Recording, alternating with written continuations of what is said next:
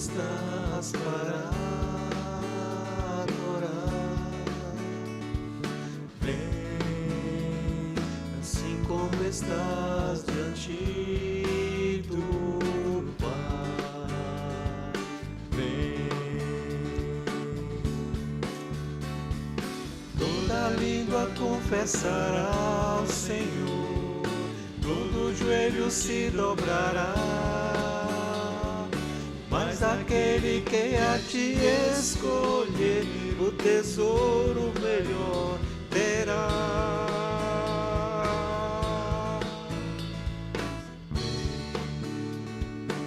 Esta é a hora da adoração. Vem, dar a Ele teu coração.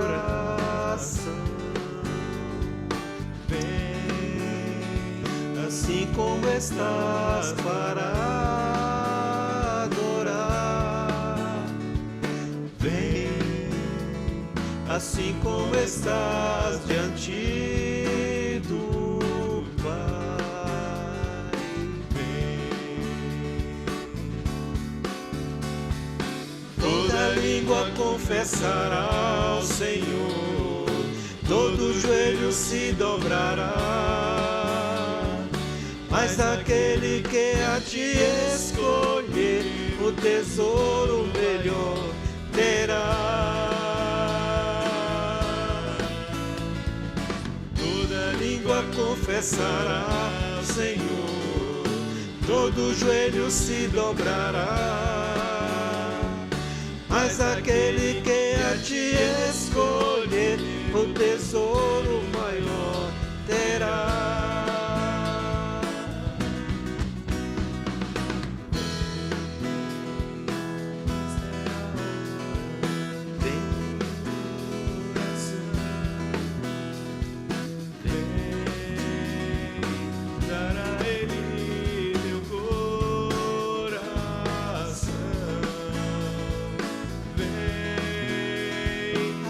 Como estás para adorar.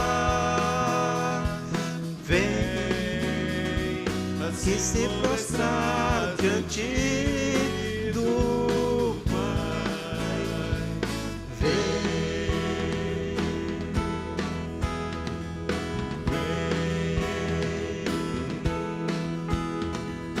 vem.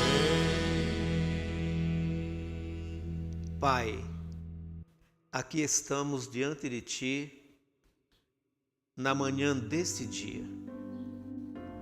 Aqui estamos prontos para Te adorarmos, mesmo não estando presencial, mas onde estamos, em nossos lares, onde estamos sozinhos ou em família, onde estamos reunidos em Teu nome, onde estamos prontos a ouvir a Tua voz e a render a Ti a nossa adoração.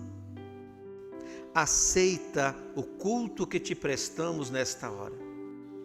Que seja uma dádiva, uma oferta sincera, íntegra, leal, consciente. Que as nossas vidas estejam verdadeiramente no Teu altar. Aceita a nossa entrega. Ó Deus, faz uma obra de transformação em nossas vidas, retirando tudo aquilo que não Te agrada, tudo aquilo que não está em harmonia com a Tua palavra, em harmonia, ó Deus, com os Teus ensinos e com aquilo que o Senhor quer de cada um de nós. Dá-nos a visão da Tua graça, a visão da Tua glória, a visão da Tua presença, a visão da santidade, a visão da consagração de vida, a visão da entrega total do nosso ser ao Senhor. Aceita, Pai, a nossa entrega, aceita a nossa adoração. Aqui estamos diante de Ti para Te adorar, em nome de Jesus. Amém e amém. Bom dia, meus queridos irmãos, amados do Senhor. Igreja Santa do Senhor nosso Deus, onde você estiver nesse momento, onde você está agora, você está sozinho, você está em contrição diante do Senhor, em adoração, você está em família, você está tendo o privilégio de reunir a sua família, esposo, esposa, filhos, para dizer: esta casa neste momento é casa do Senhor, é casa de adoração ao Senhor. Então todos aqui agora para acompanharmos. Como é importante isso, como é doce esse privilégio dos salvos. Logo mais à noite nós estaremos presencial, às 19 horas. E você que está com medo, com receio de vir à casa de Deus, com medo não sei de quê, porque nós estamos vivendo a vida normal. Todo mundo está indo ao supermercado, a shopping, a farmácia, na rua, à feira. Em todo lugar você está indo. E onde nós andamos por aí, nós vemos gente de máscara, sem máscara, despreocupados, e você está em contato com essas pessoas, não tem como fugir. Mas só não pode vir à casa de Deus, onde nós estamos tomando todos os cuidados, todas as precauções, distanciamento, higienização com gel, máscara, no bebedouro, onde vai, tem álcool gel para você tomar as devidas precauções. Estamos cuidando uns dos outros. E na casa do Senhor você não pode vir. Eu costumo dizer, isso não é comorbidade, isso é comodidade. Porque a alegria dos salvos é estar juntos, compartilhando da graça e da bondade do Senhor. A alegria da ovelha é estar junto ao rebanho, aquecendo-se do rebanho. A vida da brasa é quando ela está no fogo. Quando ela é afastada, vira cinza. Então, isolados nós esfriamos. Isolados nós nos distanciamos, não só da igreja, também distanciamos de Deus. Porque dizer que está orando em casa, que está lendo a Bíblia em casa, que está fazendo culto em casa, cada coisa é uma coisa. O culto na sua casa não substitui o culto público. Ah, pastor, você está forçando a barra. Não, eu estou como pastor, dizendo a você que vale mais um dia na casa do Senhor do que 1000 em qualquer outro lugar. O estar servindo ao Senhor, o estar adorando ao Senhor é algo que não tem preço. A não ser que você venha para assistir no espetáculo. Aí para assistir realmente não tem sentido. Mas se você vem para adorar, para prestar culto ao Senhor, vale a pena estarmos juntos na casa do nosso Deus. Amém, queridos? Deus abençoe a sua vida, a sua família. Nós estamos orando às terças-feiras. Nós temos a nossa terça de oração e tem sido um ministério gratificante, porque nós temos um grupo aqui no templo presencial orando e nós temos um grupo participando online. Então nós estamos juntos orando pela igreja, orando pela família e queremos que você se una a nós. Se você não pode vir ao templo na terça-feira, entre na live, a terça de oração. Lembre-se que você precisa do Senhor, precisa desse alimento espiritual. Na quinta-feira, começamos quinta-feira um estudo sobre a Trindade, sobre Deus, Espírito Santo, Jesus, a igreja e assim por diante. Você não deve perder, estamos preparando com muito carinho para você. E nós tivemos uma participação preciosa na última quinta-feira. E nós estamos com uma lista de oração muito grande, irmãos, que nós estamos orando.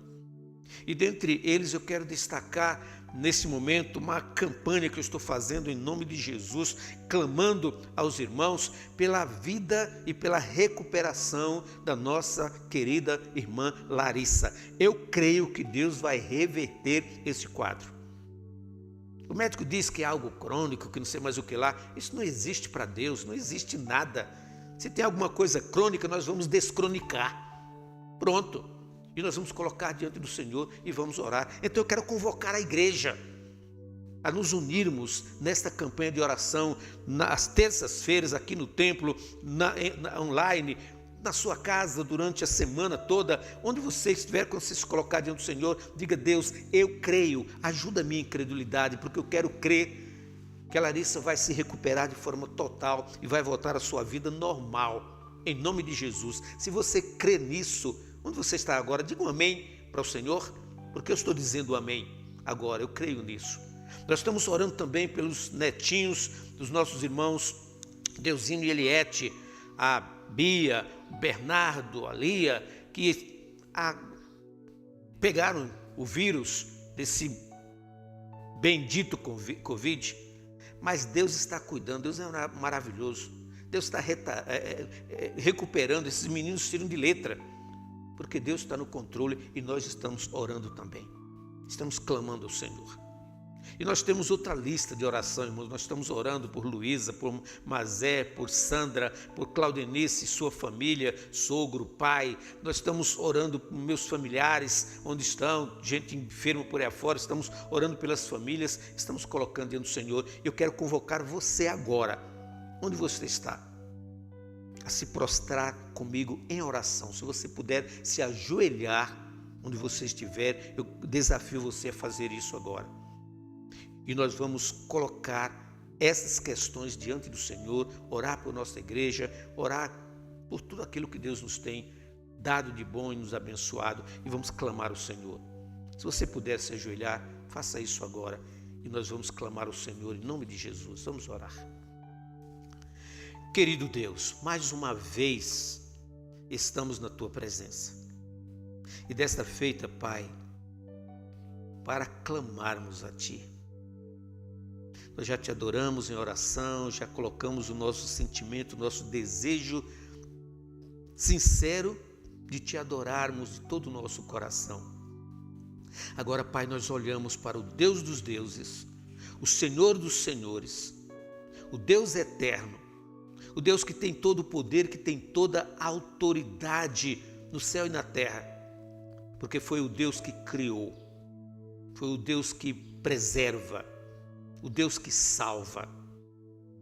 Ó Deus, nós estamos diante do Senhor nesse momento para colocar esses nomes no Teu altar.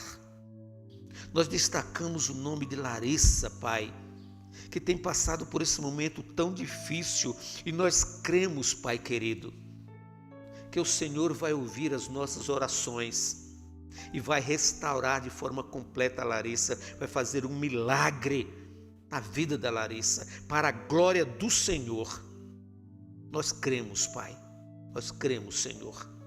Nós veremos isso acontecer em nome de Jesus. Faz o Teu milagre, Pai, faz a Tua obra. Deus continua fazendo milagre também na vida do Bernardo, da Bia, da Lia, restaurando, Senhor, esses pequeninos para a glória do Senhor, mostrar que verdadeiramente o Senhor é bom. Deus, e outros nomes que nós temos citado, Sandra, Claudenice, Mazé, Berenice, ó Deus, e tantos outros nomes que nós temos clamado ao Senhor, ó Deus, nós colocamos diante do Teu altar, porque nós cremos que o Senhor é o Deus que age. Pai, em nome de Jesus, ouve a nossa oração, abençoa a Tua igreja, Pai, abençoa cada família.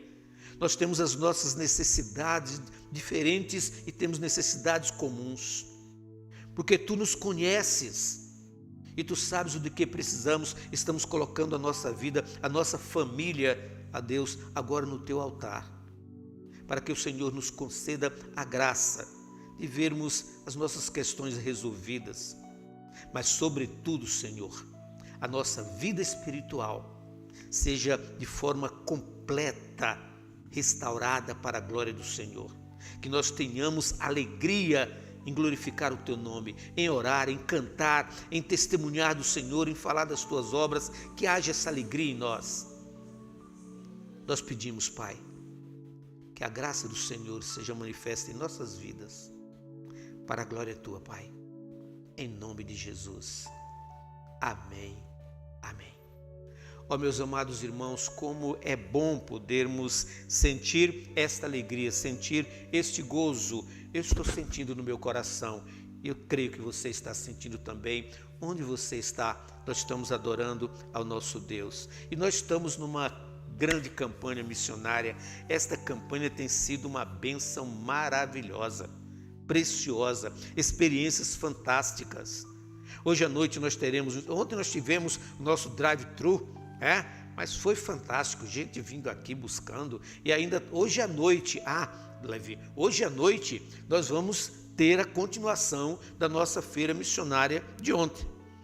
Então, ao final do culto, fora do templo, mantendo aquele devido cuidado, claro, sem nenhuma preocupação, nós teremos os nossos pudins, bolo de mandioca, de tapioca, torta de frango, o almoço, peixe missionário, aquilo que a gente teve ontem, que não foi vendido ontem, não foi levado ontem, hoje à noite está aí à sua espera. E nós vamos participar disso, e depois nós teremos hoje também o culto de encerramento da nossa campanha. Se você não entregou a sua oferta pessoal, hoje nós vamos ter esse momento de entrega da nossa oferta pessoal também. E nós estamos juntos, temos certeza, nós já ultrapassamos o alvo, nós vamos chegar perto de dobrar esse alvo, para a glória do Senhor. Amém? Nós estamos trabalhando essa divisa desses dias aqui, Levi, como é que é a nossa divisa aí da campanha? Missões mundiais, né? Olha o nosso tema aí, transforme o mundo com a alegria de Jesus, a alegria do Senhor Jesus. Nós precisamos transmitir ao mundo, e se nós não podemos ir lá no exterior fazer isto, as nossas ofertas estão indo apoiando os nossos missionários que já foram enviados pelo Senhor e aqueles que estão sendo encaminhados para a obra missionária. Por quê? A divisa diz: alegrem-se sempre no Senhor, novamente direi, alegrem-se. Seja a amabilidade de vocês conhecida por todos. Então nós precisamos fazer com que esta alegria que nós sentimos seja conhecida por todos em todo o mundo. E o versículo bíblico termina dizendo: porque perto está o Senhor. O Senhor está perto de mim, está perto de você, está perto de tantos quantos temem o Senhor, e o Senhor está perto também de retornar, de voltar para nos levar. Então transforme o mundo com a alegria de Jesus. Enquanto nós acompanhamos... Está o cardápio? Olha aí, ainda tem o cardápio aí, o Levi colocou o cardápio disponível aí. Esse Levi é muito criativo, esse menino não é fácil não. Então olha aí, o cardápio que nós temos aí, que você pode se preparar para hoje à noite ainda. E nós vamos ouvir, agora acompanhar o clipe Transforme o Mundo com a Alegria de Jesus. Enquanto isto, você que está com o seu dízimo, que já transferiu, depositou na conta da igreja essa semana, ou que trará hoje à noite, ore e agradeça a Deus o privilégio que você e eu temos de também consagrar o Senhor, de adorar o Senhor com os nossos dízimos, com as nossas ofertas. Ontem eu estive falando com o irmão, Levi, que me disse o seguinte: olha, é de outra igreja, tá? Disse: olha, pastor, eu estou com o dízimo aqui, mas a minha igreja não está fazendo nada, não estou trabalhando nada, e eu senti que deveria contribuir com essa campanha missionária de vocês também. Então, manda a conta que eu vou transmitir. Aí eu parei um pouco, analisei, eu falei: olha, eu vou falar para você o que eu ensino na minha igreja. Eu não posso ser incoerente. E na minha igreja eu ensino que dízimo é dízimo, oferta é oferta. O dízimo é um dever nosso para consagrar ao Senhor, que a Bíblia diz: trazei todos os dízimos à casa do tesouro. Então, independente da administração da igreja, que isso é um problema dos administradores, o meu dever é levar à casa do Senhor os dízimos para que haja manutenção na casa, na obra do Senhor. E então a oferta é uma expressão do meu coração, da minha gratidão a Deus, do meu desejo de ajudar a causa do Senhor de maneira extra, e assim eu oferto, eu entrego. Aquela irmã disse: olha, meu pastor nunca ensinou isso na igreja. Então, queridos, entregue o dízimo ao Senhor. Não use o dízimo para a missionária ou qualquer outra oferta. A oferta é uma expressão extra da nossa gratidão, da nossa adoração ao Senhor E eu digo amém. Eu creio que você diz também. Amém? Então vamos ver o vídeo clipe com a música Missões.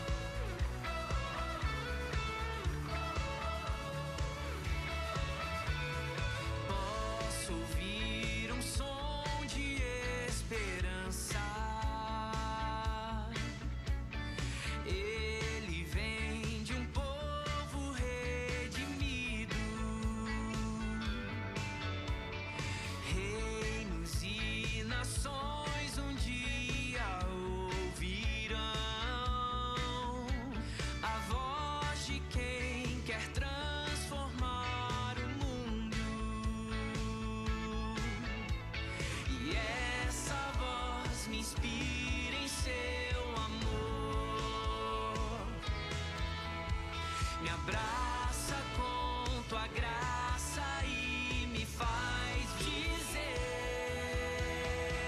viver pra mim é Cristo e nele vou permanecer.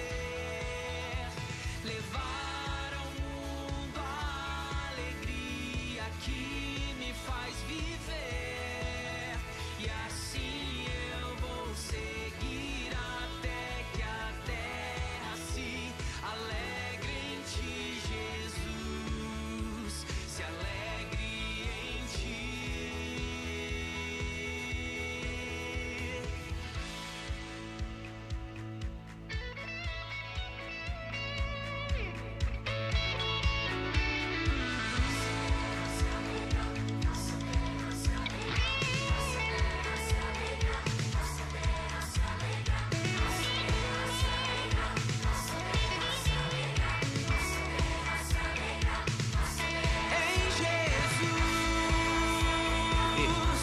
Em Jesus, Você ora por missões. em Jesus,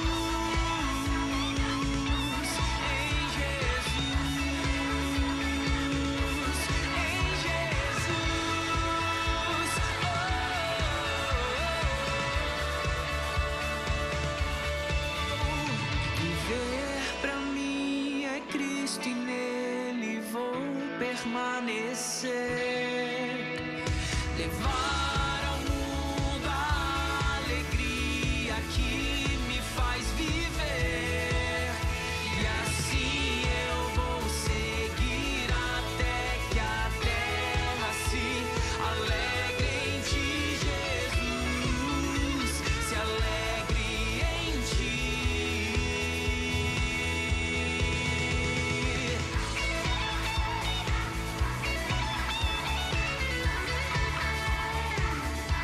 Em Jesus,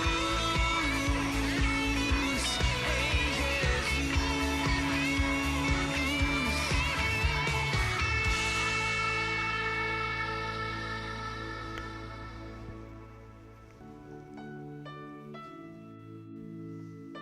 Viver pra mim é Cristo. Senhor Deus, nosso Pai, estamos na Tua presença, Senhor, para Te agradecer por esse dia, agradecer por essa linda manhã que o Senhor nos deu, este domingo maravilhoso, onde estamos aqui para louvar e agradecer Teu santo nome, Senhor. Amém, meu Deus. Neste momento, Senhor, eu venho Te pedir pelas nossas vidas, Te pedir pelas nossas atitudes, nossos momentos de tristeza, nossos momentos de dor, Senhor. Assim também compartilhamos, Senhor, os momentos de missões, Sim, meu Deus. momentos que nós tiramos uma época do ano, Senhor, para relembrar de pessoas que entregaram a sua vida a Jesus, Papai, Oh, meu Deus. pela Tua causa. Amém, Deus. Sabemos que não é um mérito nosso, Senhor, mas é um dever do cristão. Oh, Jesus. E que a cada dia nós vemos as dificuldades que nossos missionários, o cristão tem de viver neste mundo. Quem dirá também de espalhar a Tua palavra, a dificuldade quanto que é imensa. Amém, meu Deus. Mas nós estamos aqui, Senhor, para pedir misericórdia sobre essas pessoas, sobre todos que a cada dia levantam e tem que levantar a voz para dizer que Deus é amor, Deus é tudo, Deus é o início e o fim, Senhor. Jesus amado. Nós pedimos e clamamos por essas pessoas que a cada dia, Senhor, elas não percam nem um pouquinho da vontade de espalhar a palavra ao resto do mundo, Senhor. Voltando um pouquinho, nós devemos agradecer também as ofertas, as orações, o apoio, as ideias que vêm chegando, Senhor, para que tudo seja concentrado na Tua obra, Senhor. Aleluia, Deus. E que nós criamos tantas coisas para que possamos levantar verba, possamos levantar motivos de oração para esta causa, Senhor. Jesus. Que no final das contas é somente as pessoas entenderem do Teu amor Deus. e saberem que nós devemos muito a Ti, a nossa salvação, Senhor. Aleluia, Deus. Esteja nos levando ao perfeito conhecimento, Senhor, da Tua palavra. Amém, meu Deus. Neste momento da mensagem bíblica com o pastor, Jesus. esteja dando a ele o discernimento, Senhor, para nos levar a mensagem e entendermos mais da Tua palavra. Isso que eu te peço e te agradeço. Em nome de Jesus. Amém. Amém. Eu tenho um convite para você para esse final de semana. Nós vamos estar juntos, participando. Você tem que divulgar e tem que participar. Vamos ver aí, Levi, qual é o convite?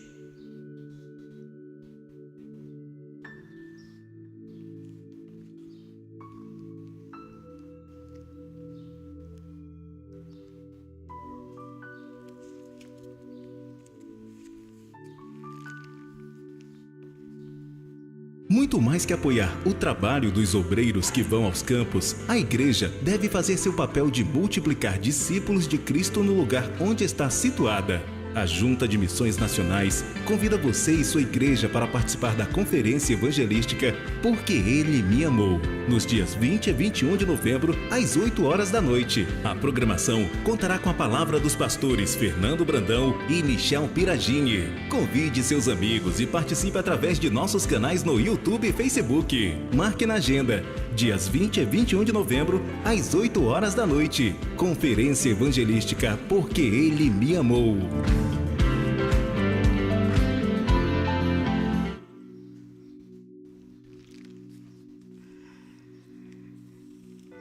Então você já está sabendo e está convidado a convidar outros. Divulgue com seus familiares. É uma conferência evangelística online, através dos canais da Junta de Missões Nacionais, no Facebook, no YouTube, e assim nós vamos compartilhar e nós vamos participar desse momento de evangelização da nossa junta missionária.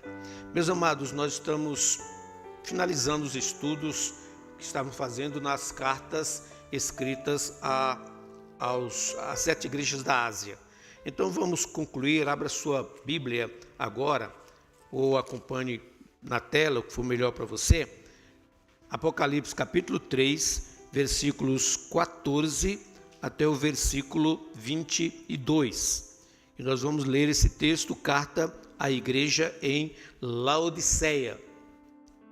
Ao anjo da igreja em Laodiceia escreve: estas coisas diz o Amém, a testemunha fiel e verdadeira, o princípio da criação de Deus. Conheço as tuas obras, que nem és frio nem quente. Quem dera fosse frio ou quente. Assim, porque és morno e nem és quente nem frio, estou a ponto de vomitar-te da minha boca.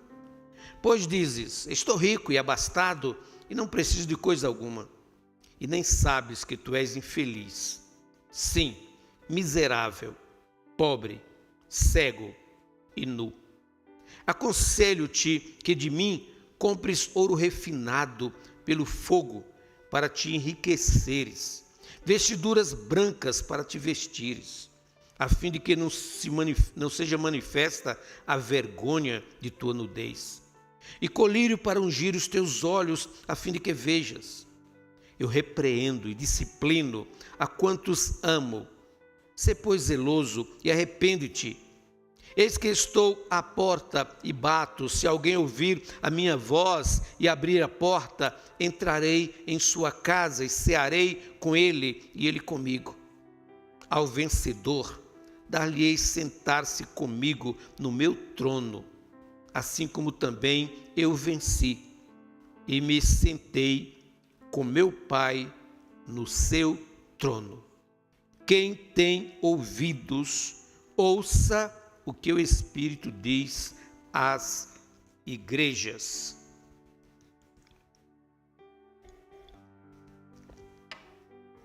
Quem tem ouvidos, ouça o que o Espírito diz às igrejas. Conforme falei, nós estamos finalizando o estudo que iniciamos nas cartas enviadas 7 igrejas da Ásia Menor, conforme descrição nos capítulos 2 e 3 do livro de Apocalipse. E vamos fazer uma ligeira recapitulação aqui para lembrarmos o que nós estudamos. A primeira igreja a receber a mensagem do Senhor foi a igreja em Éfeso. A igreja que esqueceu o primeiro amor. Lembramos que nós estudamos naquela carta que a igreja era ativista em obras, era uma igreja que desenvolvia um trabalho maravilhoso em obras, mas fazia algo formal, algo rotineiro, algo motivado por outros objetivos e não o verdadeiro amor. E quando nós fazemos algo sem a consciência de que estamos fazendo realmente por amor ao Senhor, o nosso trabalho acaba sendo vão. Elogiada por suas obras, perseverança e conduta, Éfeso é desafiada a lembrar-se de onde caiu e voltar às práticas dos primeiros dias, voltar ao primeiro amor. Aquele amor que nos motiva, aquele amor que nos desperta, aquele amor que nos faz alegrar por uma descoberta nova. Então somos desafiados a voltar e a buscar esse amor. A segunda carta é endereçada à igreja em Esmirna, a igreja dos santos sofredores. A igreja que sofreu grande perseguição, que passou por perseguições grandes, mas mesmo debaixo de grande tribulação, de grande perseguição, em pobreza, essa igreja se manteve firme, não negou a sua fé. E teve de Cristo a promessa de que receberia a coroa da vida. A terceira carta é endereçada à igreja em Pérgamo, a igreja onde estava o trono de Satanás. Expressão forte. Mas em meio às pressões religiosas, havia muita pressão da igreja, o culto ao imperador, culto ao Deus da cidade, a atividade social era muito depravada. E em meio a todas essas pressões, a igreja acabou sendo tolerante. Começou a abrir concessões à heresia e começou a aliar-se ao mundo. Começou a não estabelecer diferença entre a sua vida de santificação e a sua vida social. Havia uma confusão tremenda neste aspecto. Jesus reprova os seus erros, mas promete aos que se permaneceram fiéis, prometeu a recompensa nos céus. Mesmo em meio a uma igreja mundana, uma igreja comprometida com a heresia, nós temos aqueles que são fiéis ao Senhor. Temos aqueles que fazem parte da verdadeira igreja de Cristo Jesus. E a esses, na igreja em Pérgamo, foi prometida: permaneçam fiéis, vocês terão a recompensa. A quarta carta endereçada à igreja em Tiatira, a cidade menos importante do ponto de vista político, econômico e até mesmo social. A igreja foi elogiada pelo amor, pela fé, pelo serviço, pelas últimas obras que foram maiores do que as primeiras, estavam sendo, na época, maiores que as primeiras. Mas Cristo dá uma dura repreensão à igreja em Tiatira. A igreja estava sendo complacente com falsos líderes e com desvios doutrinários que induzia a igreja ao erro. Nós vimos no estudo que a igreja precisa estar atenta aos erros, às insinuações, às influências de líderes que não têm o temor de Deus, que não estão preocupados com a causa do Senhor, com a vida santa, digna, e que acabam influenciando a igreja a seguir caminhos tortuosos. Isso acontece em qualquer igreja, em todos os lugares e todos os tempos. Pessoas que, eu não sou líder de nada na igreja, mas é líder na influência negativa ou positiva. Você, de qualquer maneira, você influencia alguém. Você influencia na sua casa, você influencia no trabalho. A sua palavra, ela é influente. A sua atitude, ela influencia. Então, onde você estiver, e a igreja em Tiatira, ela estava sendo complacente com esse tipo de líderes. Não havia disciplina nenhuma, não havia correção nenhuma, não havia exortação. Todo mundo tem o direito de expressar a sua liberdade. Tenhamos cuidado com isso. Em nossos dias está muito em moda essa questão do direito e pouca valorização do dever. Tenhamos cuidado com os falsos líderes. Jesus promete àqueles que não se deixaram contaminar. Ele teria a promessa de autoridade sobre as nações. É a ideia de que nós reinaremos com Cristo, de que aqueles que permanecermos fiéis, estaremos com Cristo reinando sobre as nações. Que tremendo privilégio. A quinta carta foi endereçada à igreja de Sardes, a igreja adormecida. Tinha nome de quem vive, mas estava morta. Tinha um nome de vida, era uma igreja entusiasta, uma igreja que fazia grandes cultos, que fazia grandes atividades, mas espiritualmente estava morta.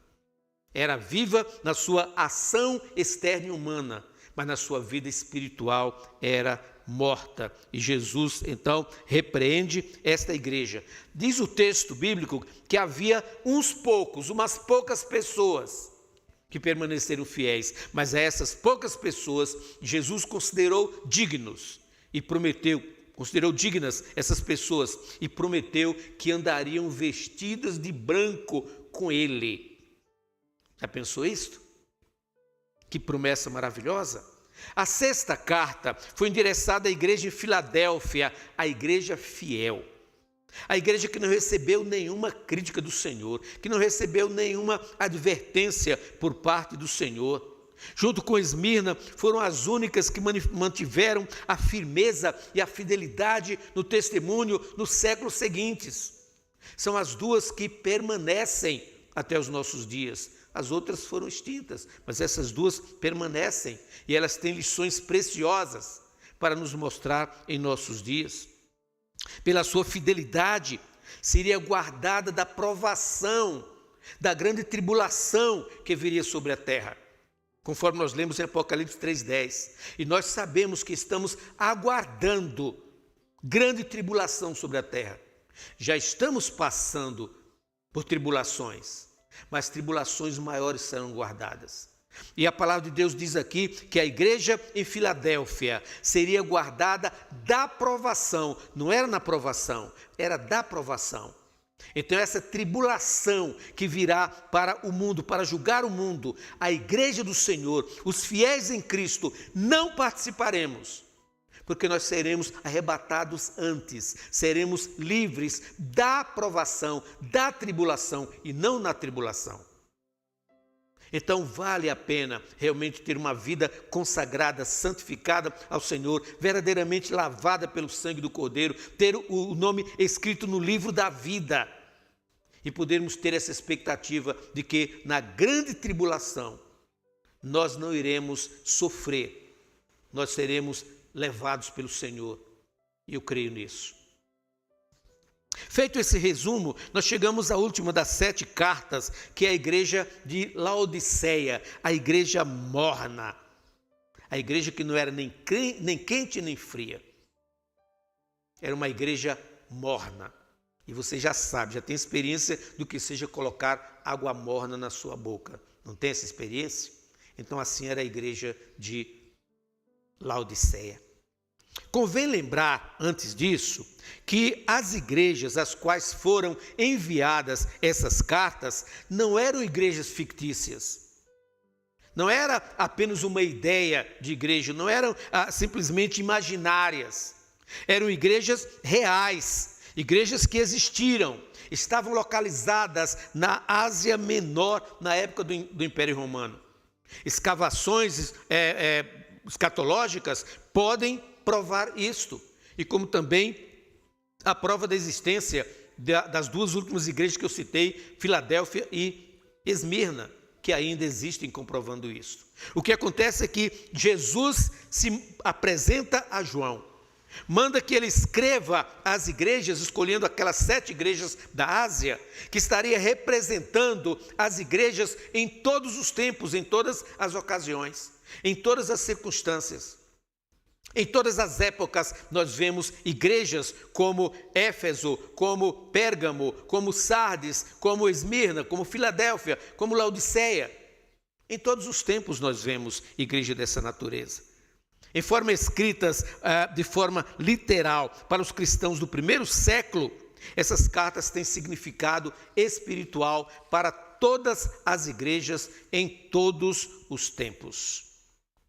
Como vimos nas outras ocasiões, vamos ver algumas características da cidade de Laodiceia. Vamos ver isso de maneira rápida. É situada ao sul da região da Frígia, ao leste de Éfeso. Ficava a cerca de 17 quilômetros de Colossos, né? E nós sabemos da história dessa igreja também. Na região eram 3 as principais cidades: Colossos, Hierápolis e Laodiceia.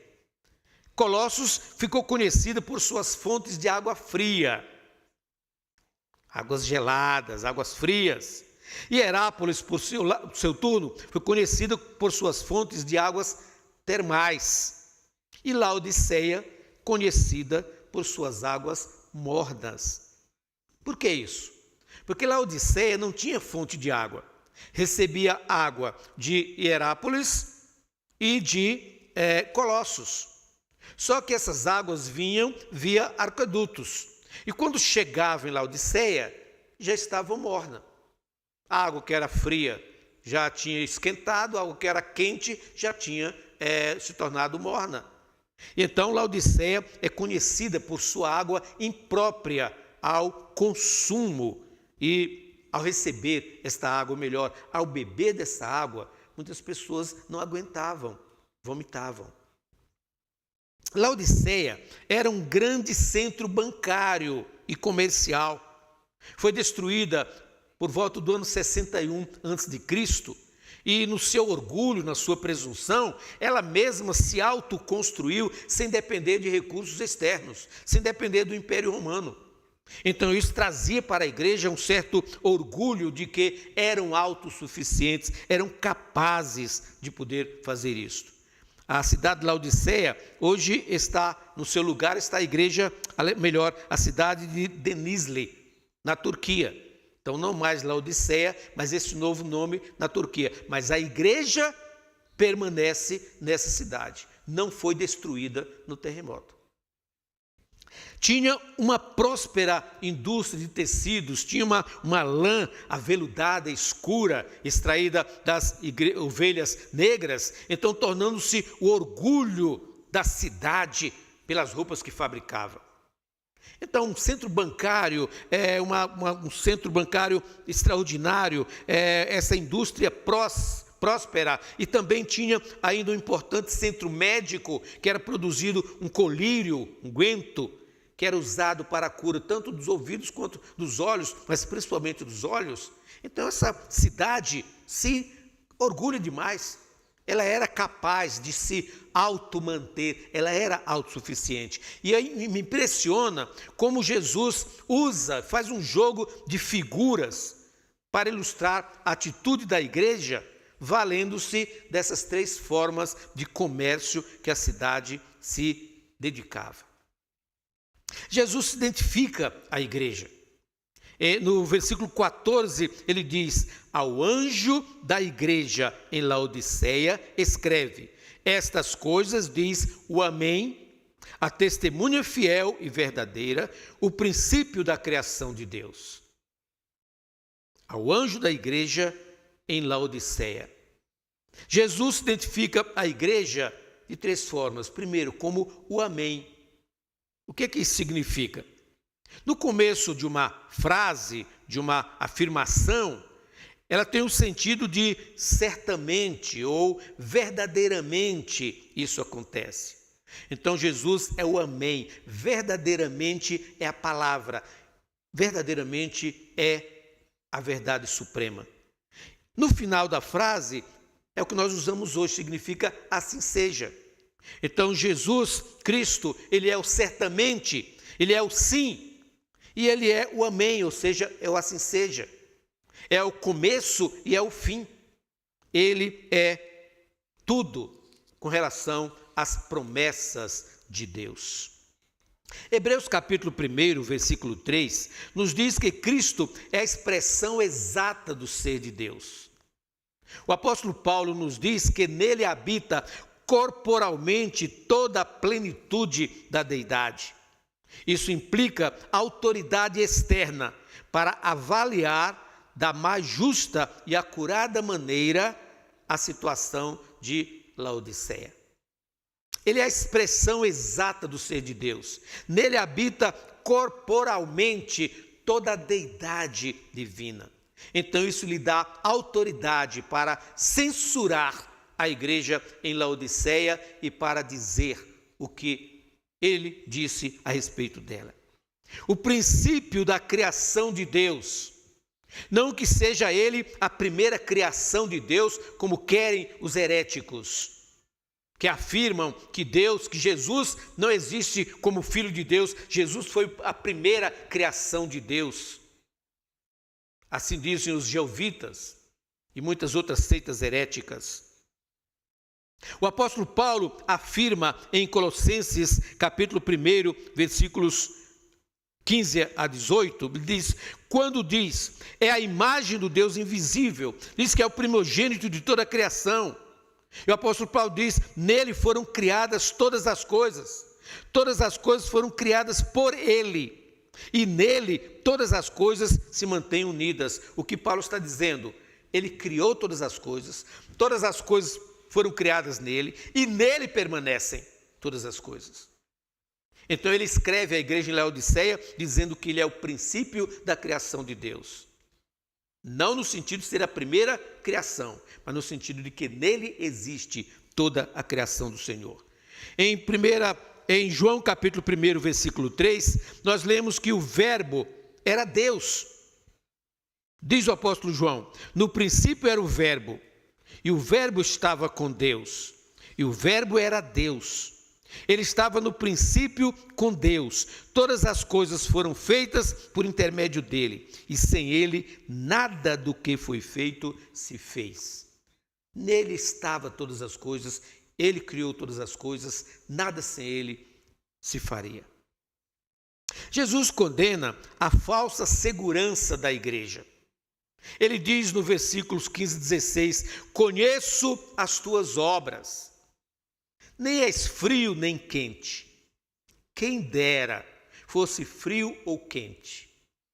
Assim, porque és morno, e nem és quente nem frio, estou pronto a vomitar-te da minha boca.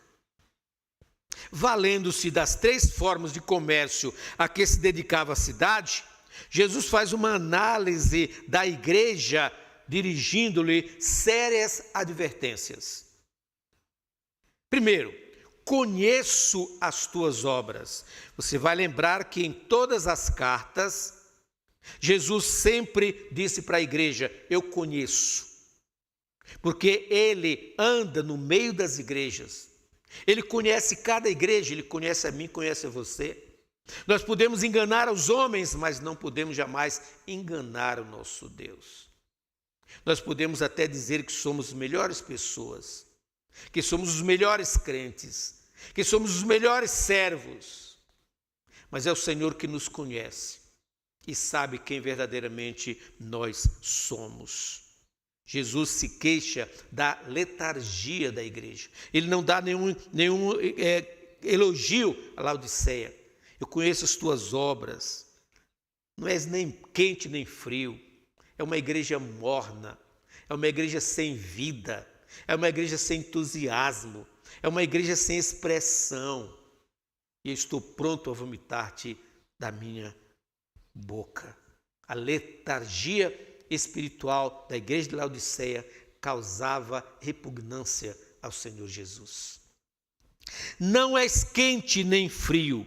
As águas termais de Herápolis ajudavam no tratamento de alguns problemas de saúde. As águas de Colossos eram potáveis, boas para beber, mas as águas de Laodiceia eram mornas, causavam vômito. E diz a palavra do Senhor: assim, porque és morno e nem és quente nem frio, estou a ponto de vomitar-te da minha boca. Jesus olhou para a igreja de Laodiceia, toda feliz, toda autossuficiente, com uma falsa confiança. Jesus sentiu vontade de expulsá-la da sua presença. Os membros da igreja em Laodiceia não eram frios, formais, não eram quentes, fervorosos, entusiastas. Eram mornos, indiferentes, insensíveis, complacentes. No dizer de Jesus, este é o pior estado em que a igreja pode se encontrar.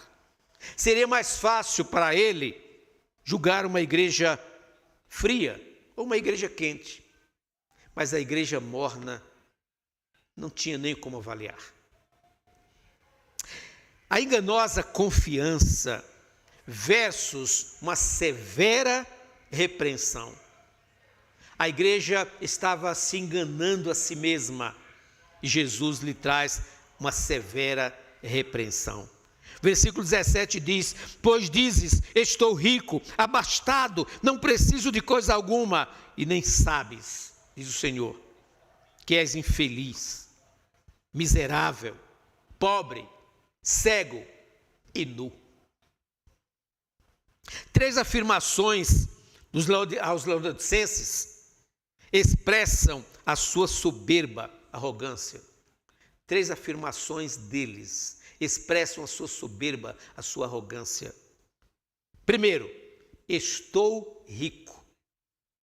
Observe que Jesus, ao mesmo tempo, está falando com a igreja e, ao mesmo tempo, falando com o membro. A igreja não tem voz para dizer, no sentido, eu estou rica, mas o membro em si, como corpo, como membro do corpo de Cristo, se mantendo orgulhoso, presunçoso. Laodiceia era uma cidade rica, era o centro bancário, grandes fortunas giravam na cidade. O estilo de vida da cidade influenciava a igreja a adotar a mesma postura, esquecendo-se dos princípios bíblicos que deveriam nortear a vida cristã e eclesiástica. Tenhamos cuidado. Quando o mundo está influenciando a igreja, é porque a igreja já morreu e não se deu conta. Está morna, sem vida, indiferente, e o mundo entrando e influenciando. O que você quer ser? A igreja em Laodiceia ou a igreja em Filadélfia? Estou abastado. Não é abestado, não. Estou abastado. Significa estou autossuficiente. Tenho tudo o que eu quero, tudo o que eu preciso. Não preciso de coisa alguma. O orgulho dos cristãos de Laodiceia os cegou de tal maneira que perderam a noção da sua triste realidade. Estavam tão orgulhosos, tão presunçosos, que não tinham nem condições de ver a sua miséria. Eles se achavam fortes, independentes, não precisavam de mais nada. Mas Jesus viu seu estado de miséria espiritual, uma igreja fraca, cega, infrutífera. E no versículo seguinte, na parte seguinte do versículo diz: e nem sabes que tu és infeliz, sim, miserável, pobre, cego e nu. Os olhos da igreja estavam tão voltados para si mesmas que não conseguiam ver a sua miséria. E aí Jesus então diz: aconselho-te que de mim compres ouro refinado pelo fogo para te enriqueceres, vestiduras brancas para te vestires, a fim de que não seja manifesta a vergonha da tua nudez, e colírio para ungires os olhos, a fim de que vejas. Comprar aqui não significa literalmente a compra, mas Jesus estava usando uma figura. Venham buscar em mim vocês têm ouro refinado. Jesus não elogia a igreja, não havia o que elogiar, mas Jesus quer corrigir a sua rota. Mesmo as igrejas mornas, indiferentes, Jesus está desejoso de fazê-las acordar, voltar à vida. Jesus agora quer corrigir, contrastando com a sua falsa segurança. Jesus lhes mostra os verdadeiros valores. Numa cidade dominada pela fartura, pela riqueza material, Jesus os vê como espiritualmente pobres, miseráveis, quebrados, derrotados. Eles não eram o que pensavam, eram ricos materialmente, mas eram pobres espiritualmente, pobres da presença do Senhor. Aconselha que venham a Ele e dele recebam as verdadeiras riquezas espirituais, para que assim sejam ricos espiritualmente, sejam ricos internamente e não externamente. O ouro, para ser puro, precisa passar pelo forno, em alta temperatura, onde são eliminadas as suas purezas. O ouro que eles possuíam causava orgulho.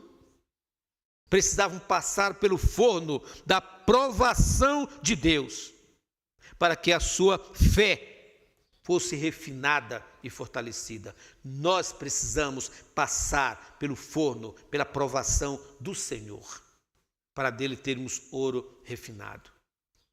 Numa igreja que se orgulhava da sua produção de roupas de lã, lindos vestidos, procurado por gente de todas as nações, Jesus lhe diz: estás nu. Aconselho-te que de mim compres vestiduras brancas para te vestires, a fim de que não seja manifesta a vergonha da tua nudez.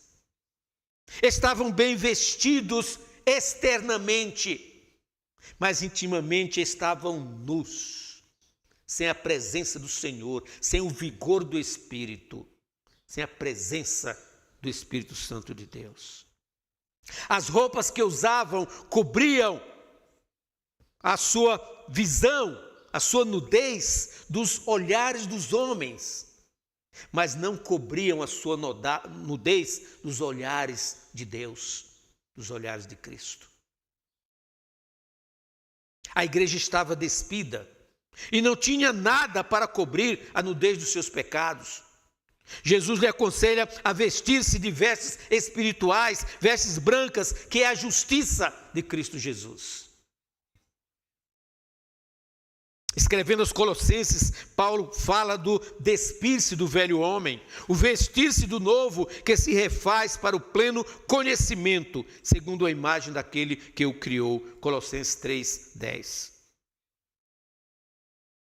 Numa cidade que se orgulhava do colírio que possuía, Jesus aconselha a que busquem colírio dele. Aconselho-te que de mim compres colírio para ungires os olhos, a fim de que vejas. Apesar dos colírios famosos produzidos na cidade, eles eram incapazes de trazer luz ao coração obscurecido pelo fascínio do poder, ofuscado pelo brilho do sucesso material.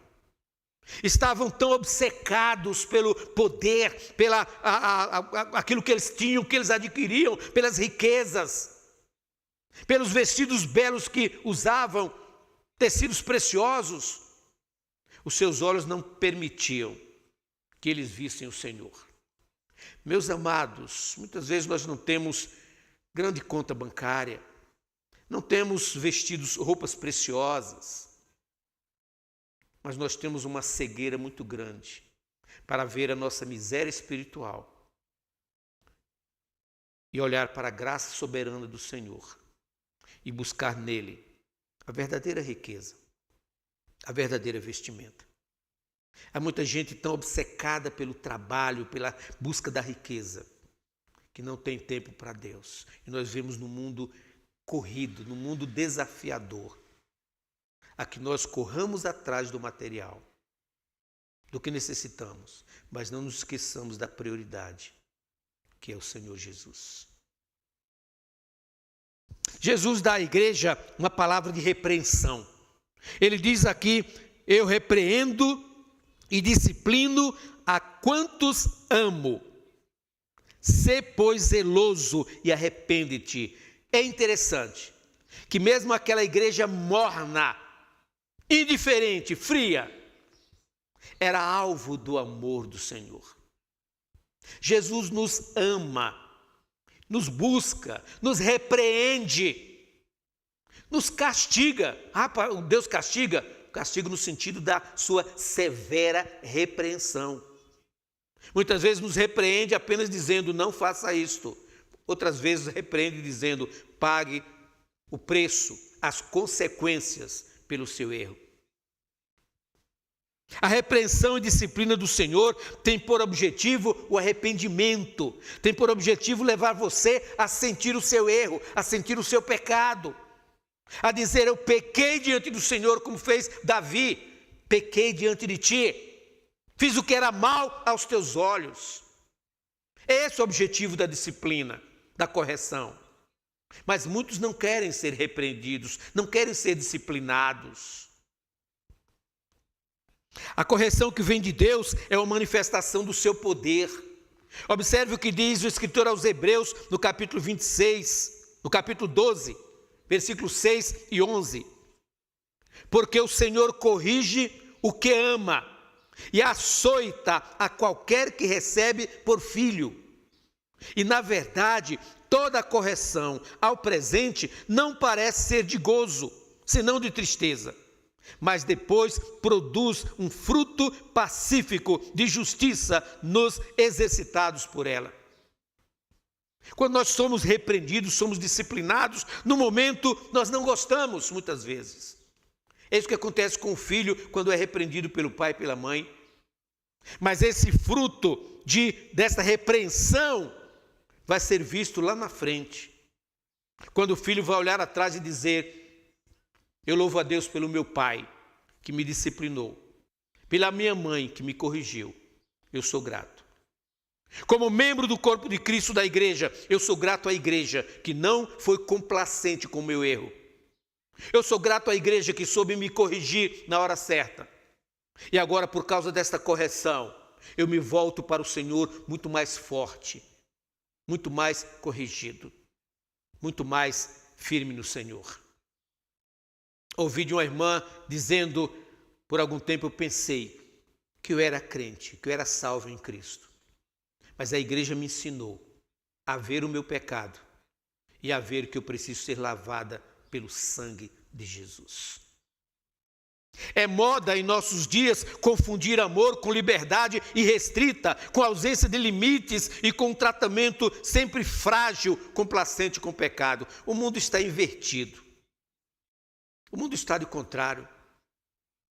Eu vi uma publicação hoje num grupo que faz uma comparação do que está acontecendo. E dentre outras, o mundo está querendo o casamento dos padres e ao mesmo tempo a separação dos casados. O mundo está condenando a quem aconselha alguém a voltar à sua heterocidade. Mas o mundo está condenando a qualquer que queira ajudar um homossexual a voltar, enquanto está incentivando a mudança de sexo. Então, uma confusão tremenda, uma confusão sem nexo.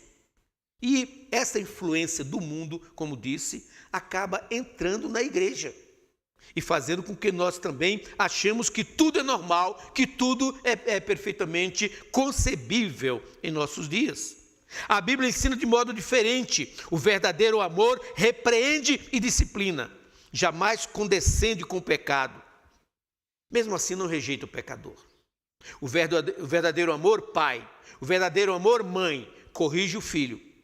Não deixa o filho fazer o que quer, não. Não vem com essa história de mimimi, de coitadinho do seu filho, não. Se ele está errado, corrija.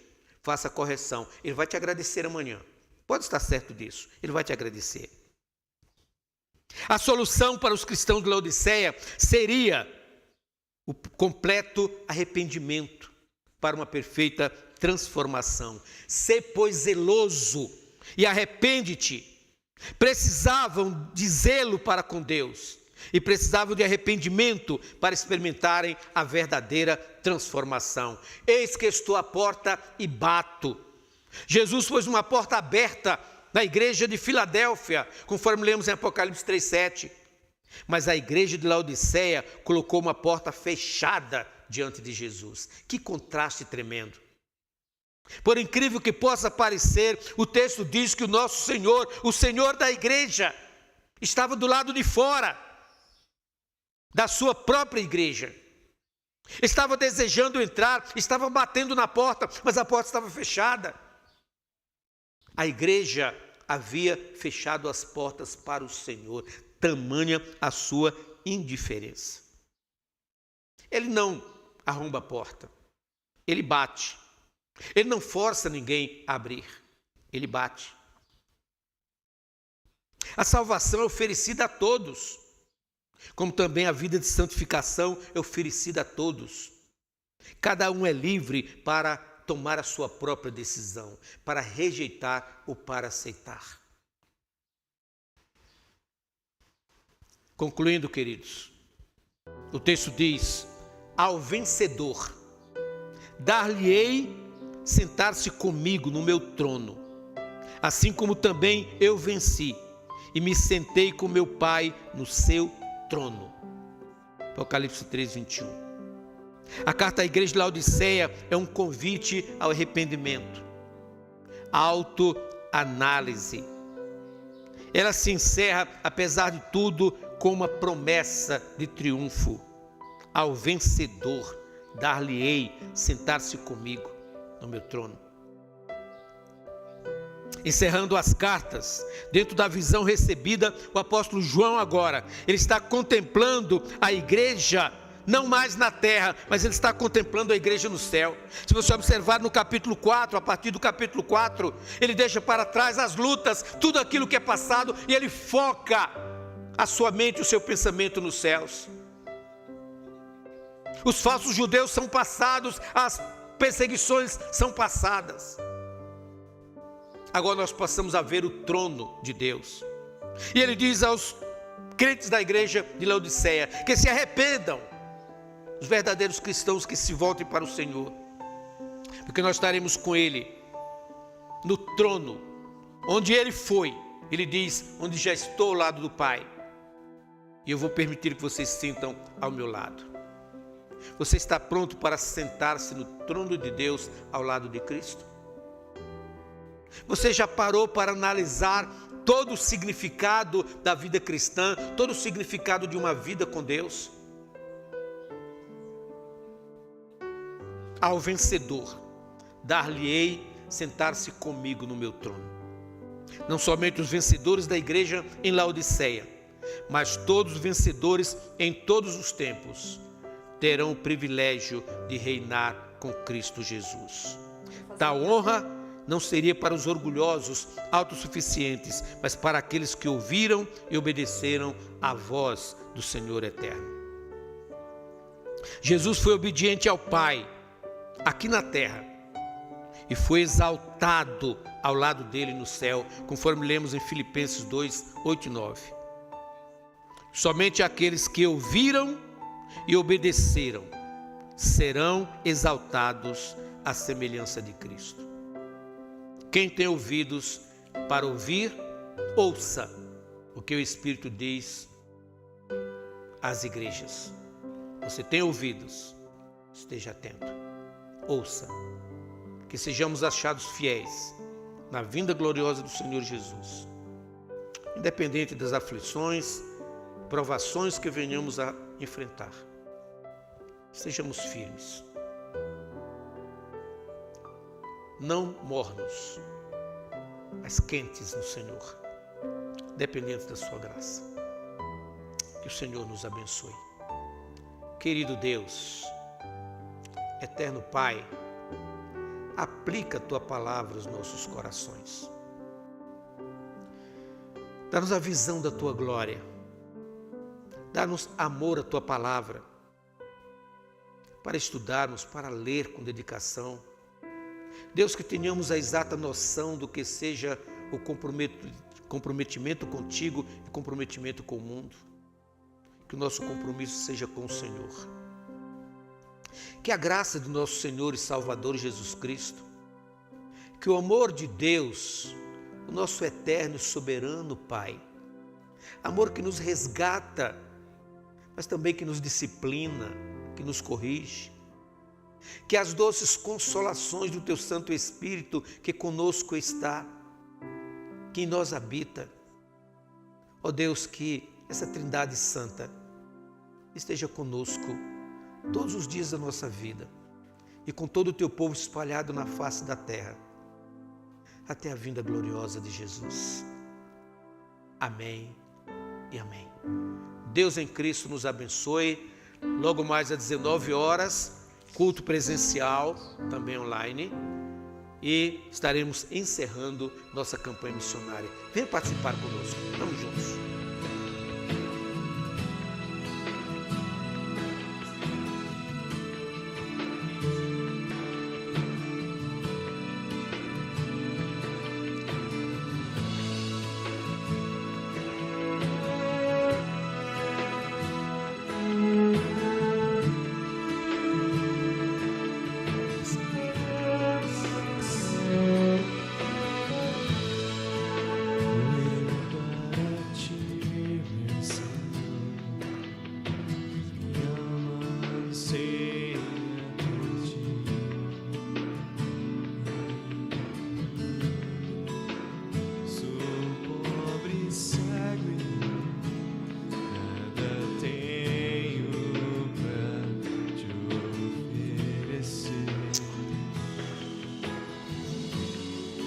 Quero aos teus braços me entregar,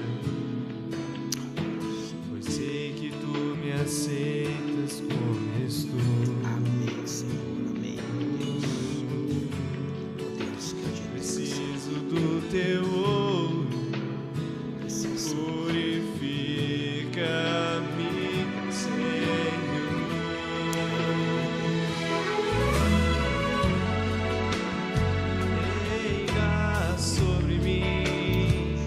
Eu me rendo a ti, eu me rendo a ti. Reina sobre mim, sou tua noiva, espero e anseio por ti.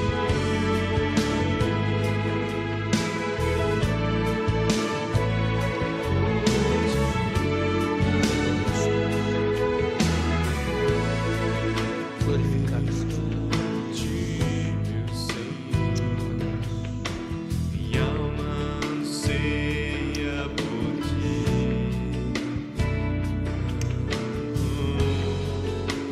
Sou pobre, cego e nada tenho pra te oferecer. Quero aos teus braços me entregar, pois sei que tu me aceitas como eu sou.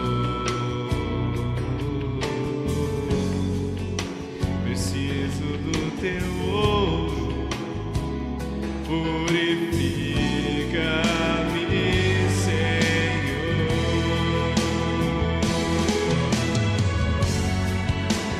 Reina sobre mim, eu me rendo a ti, eu me rendo a ti. Reina sobre mim, sou tua noiva e espero e anseio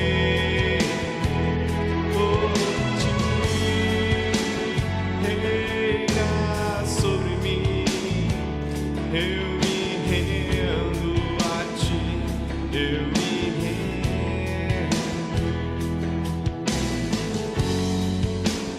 Reina sobre mim, sou tua noiva, espero, anseio por ti. Sim, Senhor, a minha alma anseia por Ti. O meu coração, o meu amor, o meu desejo é ser totalmente Teu. E a minha perspectiva está voltada para o dia em que o Senhor vai me levar, vai nos levar à Tua glória celestial. E então estaremos livres de tudo isso. Estaremos contigo por toda a eternidade. Essa é a nossa alegria. E é o que nos faz nos rendermos totalmente a Ti. Aceita a nossa entrega em nome de Jesus. Amém. Graça e paz.